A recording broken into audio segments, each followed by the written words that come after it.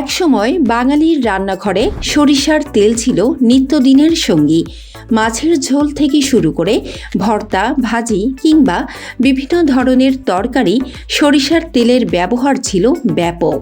সময়ের সঙ্গে বাজারে সয়াবিন তেলের ব্যবহার বেড়েছে, তবে এখন আবার অনেক পরিবার ফিরছেন মেশিনে ভাঙানো খাঁটি সরিষার তেলের দিকে।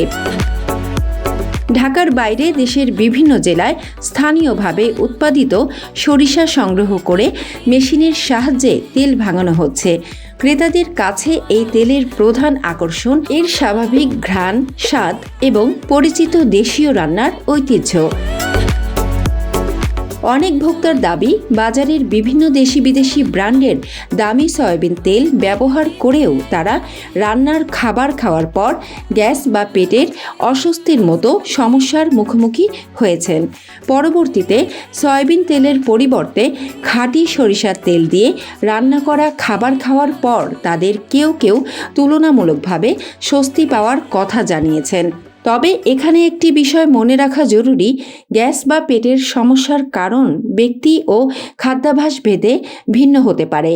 সরিষার তেল গ্যাসের সমস্যা কমায় এমন দাবি সবার ক্ষেত্রে সমানভাবে প্রযোজ্য নয়। দীর্ঘদিন গ্যাস, বুক জ্বালা বা পেটের সমস্যা থাকলে চিকিৎসকের পরামর্শ নেওয়া প্রয়োজন।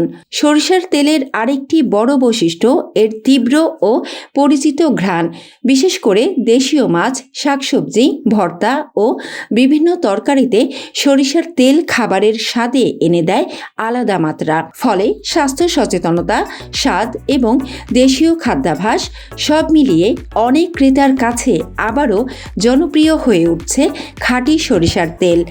দামের দিক থেকেও স্থানীয়ভাবে মেশিনে ভাঙানো এই অর্গানিক সরিষার তেল বিক্রি হচ্ছে প্রতি লিটার 230 টাকায়। তবে সরিষার তেল কেনার সময় শুধু খাঁটি বা অর্গানিক লেখা দেখেই সিদ্ধান্ত না নিয়ে তেলের উৎস, উৎপাদন ও সংরক্ষণ প্রক্রিয়া এবং মান সম্পর্কে নিশ্চিত হওয়া জরুরি।